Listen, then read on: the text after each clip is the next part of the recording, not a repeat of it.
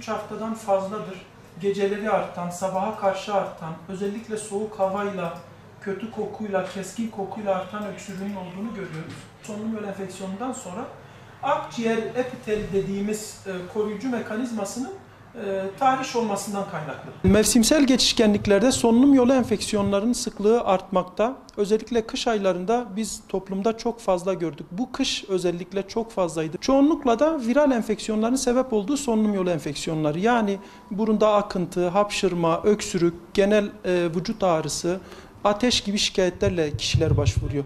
Daha çok rinovirüs, RSV, influenza, adenovirüs gibi etkenler sebep olmakta. Buraya kadar her şey normal. Ancak kişiler enfeksiyonu geçirdikten sonra geçmeyen bir öksürük başlar. Bu öksürük özellikle 3 haftadan fazla ve 8 haftadan az oluyor. Fakat bazı hastalarımıza 8 haftadan fazla da olabiliyor. Ve bu da gereksiz acil başvurularını artmakta, kişinin yaşam kalitesini bozmakta.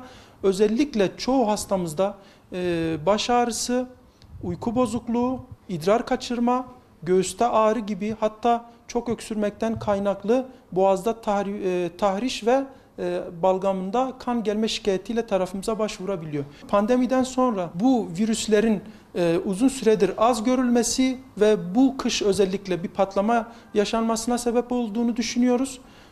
Ve viral enfeksiyonlar olduğu için de uzamış öksürüğe sebep oluyor. Özellikle Ocak ve Şubat aylarında kış polikliniğimize başvuruların yaklaşık %50'sinden fazlası sadece enfeksiyon sonrası öksürüktü. Bu bizim için korkulacak bir durum değil.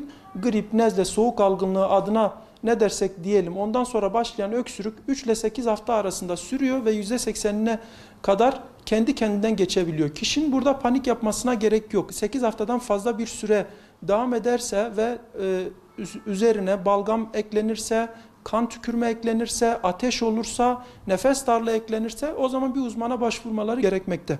Enfeksiyon sonrası öksürüğün sağlık sistemine maliyeti de çok fazla. Dolayısıyla bu hastaların acile 4-5 kere başvurduğunu görmekteyiz. Çocuk yaşta kişiler immün sistem bağışıklığının zayıf olduğu kişiler, koah gibi, astım gibi solunum yolu hastalığı olan kişiler, kanserli hastalar ve kronik hastalıkların risk altında olduğunu görmekteyiz. Evde kendi kendine bunu yönetebilir aslında. Bazı önlemleri sıralarsak eğer evin içerisinde muhakkak kalorifer ya da sobalı evin üzerine muhakkak bir bardak su koyup evi nemlendirebilmeleri lazım. Bunun yanında balın içerisine zencefil ya da karabiber koyup yatmadan önce, tabii şekeri olan hastaların dikkat etmesi lazım, tüketebilirler. Bitki çayları tüketebilirler ve sık sık ılık su tüketmelerini tavsiye ederiz. Nefes alırlar ağzından. Derin derin. Gayet temiz. Akciğerinizde herhangi bir etkilerini görülmemekte. Bundan nefes alıp vermesi, çünkü ağızdan soğuk havanın birden alınması öksürüğü tetikleyebiliyor.